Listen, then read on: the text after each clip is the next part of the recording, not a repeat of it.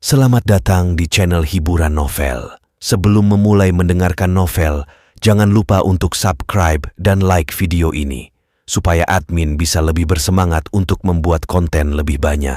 Terima kasih. Bab 141 dan ke-142. Di sisi lain telepon, Ivan terdengar tidak berdaya. Kami baru saja sampai di lobi tapi tiba-tiba Tuan Yao dipaksa keluar oleh pelayan. Saya sedang mencari dia sekarang. Ivan melihat Harvey Yao dibawa keluar dari gedung tanpa tahu alasannya. Dosen Robbins tergagap tidak percaya. Bagaimana orang-orang ini melakukan pekerjaannya? Bagaimana ini? Saya akan keluar untuk menemani kalian berdua. Tolong tunggu sebentar. Dosen menutup telepon dan dengan cepat sampai di aula utama. Jake Sari melihat dosen terburu-buru ke arahnya. Dia menepuk pakaiannya dan memberi isyarat pada Mandy Zimmer dengan matanya. Ambisi tertulis jelas di wajahnya, dia langsung bergegas untuk menyapa dosen Robbins. Tuan Robbins, saya... Dosen terburu-buru melewati Jake tanpa mengedipkan mata sekalipun ke arahnya. Tangan yang diulurkan Jake membeku di udara membuatnya cukup malu. Cecilia Zachary yang ada di belakangnya segera turun tangan. Itu tadi Tuan Robbins, kan? Dilihat dari penampilannya, dia pasti akan mengawal tamu yang sangat penting. Betul. Jake berkata dengan buru-buru. Tuan Robbins selalu melakukan sesuatu dengan impulsif. Tidak pantas bagi kita untuk mengganggunya ketika dia sedang sibuk sekarang. Aku akan membawamu menemuinya nanti. Pelayan itu berdiri di pintu masuk Villa Mountain Top memarahi dua penjaga keamanan di situ. Bisakah kalian berdua menggunakan otak kalian? Walaupun seseorang sudah memeriksa undangan di parkiran, kalian tetap harus memeriksanya lagi di pintu masuk.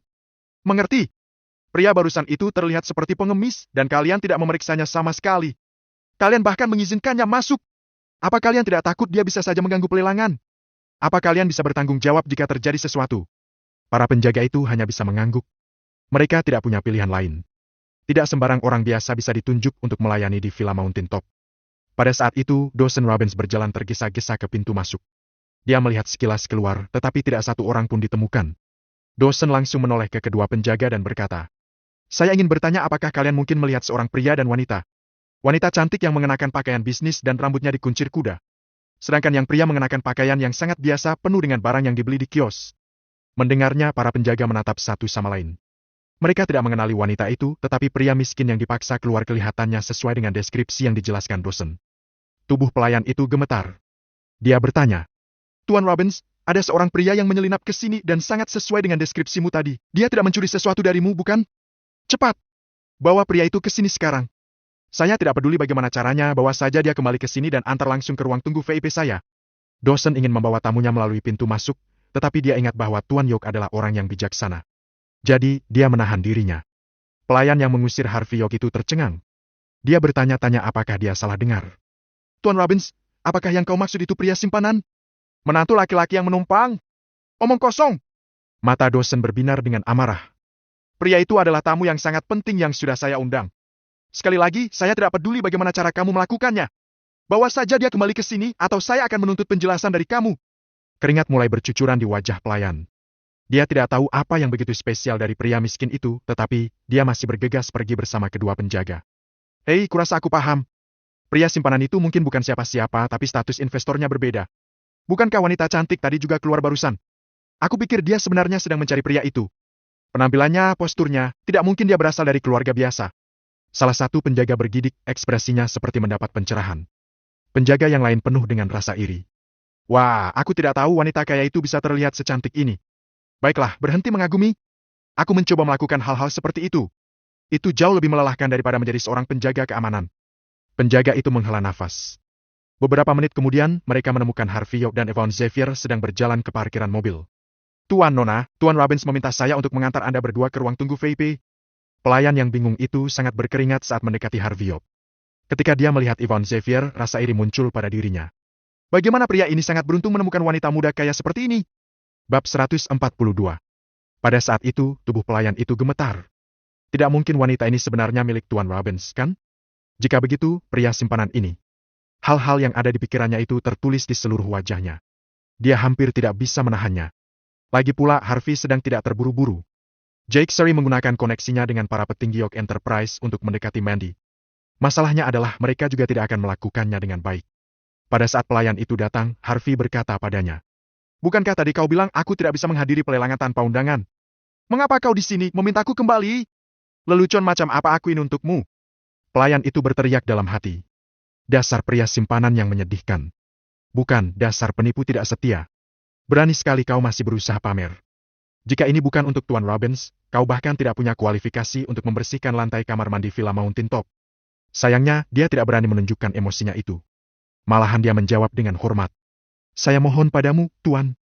Saya tidak tahu kalau Anda adalah tamu penting untuk Tuan Robbins. Tolong ampuni kami karena sudah bersikap sangat tidak peka. Saat dia berbicara, pelayan itu menundukkan tangannya dengan sedih. Kedua penjaga itu juga berdiri diam dengan tangan menunduk. Mereka tidak bisa berbuat apa-apa untuk melawannya. Siapa yang tahu bahwa kedua orang ini ternyata tamu penting Tuan Robbins? Jika para penjaga tidak mengantar Harvey dan Yvonne kembali, mereka bahkan mungkin kehilangan pekerjaan. Di depan pintu masuk ruang tunggu VIP di dalam pelelangan Mountain Top, Dawson Robbins berdiri sambil tersenyum saat melihat Harvey York dan Yvonne Xavier berjalan di depannya. Anda di sini. CEO perusahaan lain berdiri tidak terlalu jauh melihat mereka dan tercengang. Bagaimana bisa pria yang terlihat lusuh ini dianggap sangat tinggi oleh Presiden Ban Umum Newmi, Dawson Robbins? Dawson tidak peduli apa yang dilihat orang lain, juga tidak berniat memperkenalkan Tuan York pada mereka. Dia berkata pelan. Saya mengerti Anda adalah orang yang berhati-hati, Tuan York, karena itu saya tidak menyambut Anda dari pintu masuk utama. Pelayan sebelumnya tidak tahu tentang identitas Anda. Tolong maafkan ketidaksopanan mereka.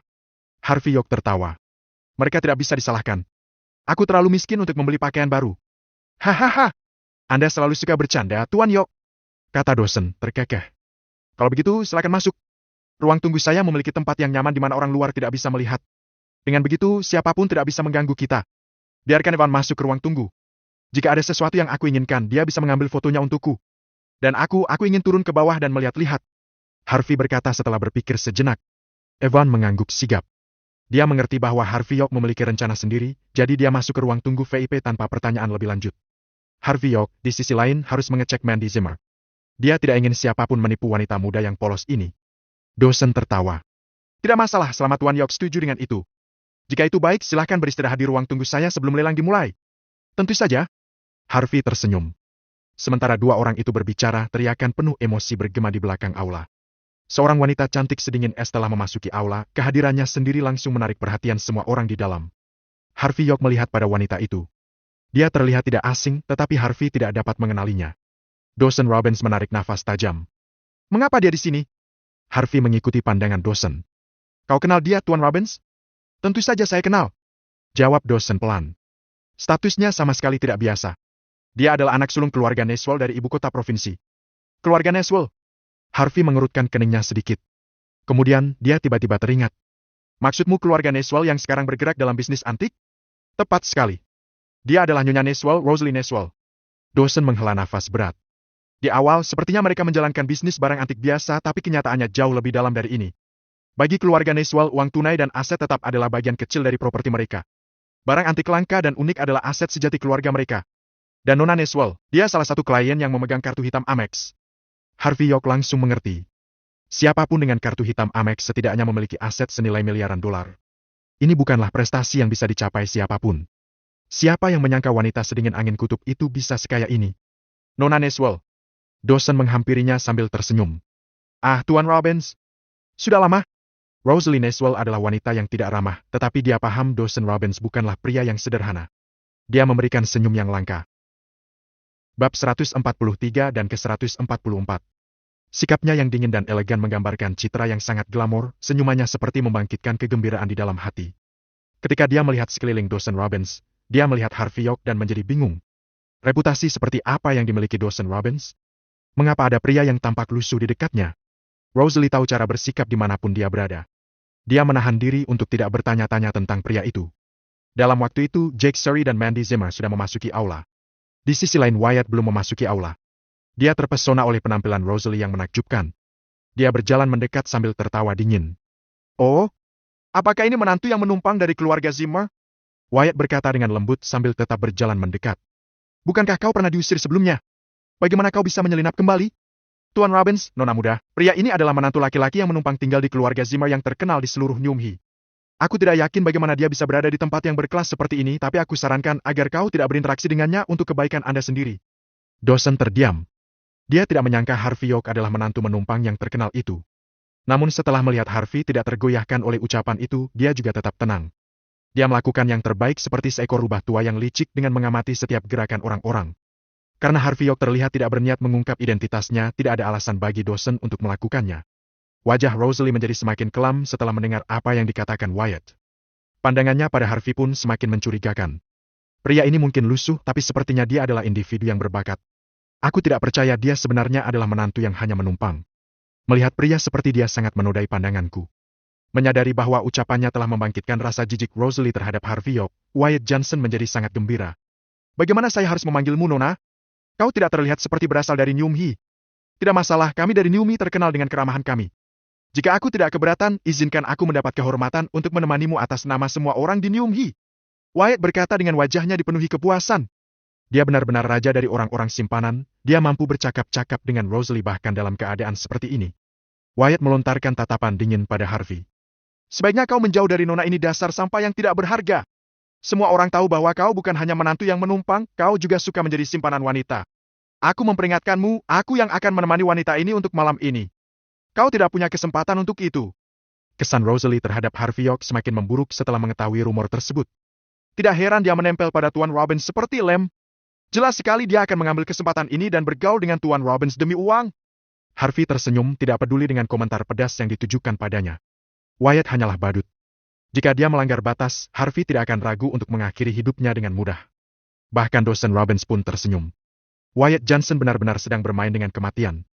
Dawson tahu betul tentang keluarganya, yaitu keluarga kelas 3 Johnson. Jika orang-orang seperti Harvey York mau, Harvey bisa dengan mudah memaksa keluarga mereka bangkrut hanya dengan sebuah jentikan jari. Lelang akan segera dimulai, dan orang banyak telah hadir. Pemandangan seorang wanita cantik seperti Rosalie secara alami memang menarik banyak perhatian. Dengan sangat cepat, mereka memahami apa yang telah terjadi. Jadi, Anda adalah menantu laki-laki menumpang dari keluarga Zimmer. Menantu menumpang ingin berbicara dengan Nona Neswell dari ibu kota provinsi. Lelucon apa ini? Seperti yang diperkirakan dari anggota keluarga Johnson yang anggun ini untuk bertindak atas nama semua orang dari Nyumhi. Akan sangat memalukan bagi semua orang dari Nyumhi jika menantu laki-laki yang menumpang ini memutuskan untuk berhubungan dengan Nona Neswell. Semua orang di sekitar Wyatt mendukungnya. Egonya benar-benar menjulang tinggi dan dia melontarkan tatapan sombong pada Harvey. Sungguh lucu. Apakah menantu menumpang sepertimu tidak mempunyai malu? Kau berani merangkak datang ke sini? Aku tidak tahu bagaimana kau berhasil mendapatkan undangan, tetapi lihatlah dirimu sendiri. Apakah kau bahkan punya uang untuk pelelangan? Orang bodoh macam apa yang akan mengirimimu undangan? Kau tidak mencuri apa-apa dari keluarga Zimmer, bukan? Harvey York tersenyum. Tuan Johnson, tidak apa-apa jika kau menghina diriku. Namun, untuk mengejek orang yang mengirimkan undangan kepadaku, apakah kau tidak takut jika dia tahu dan menuntutmu? Hahaha! Wyatt Johnson tertawa terbahak-bahak.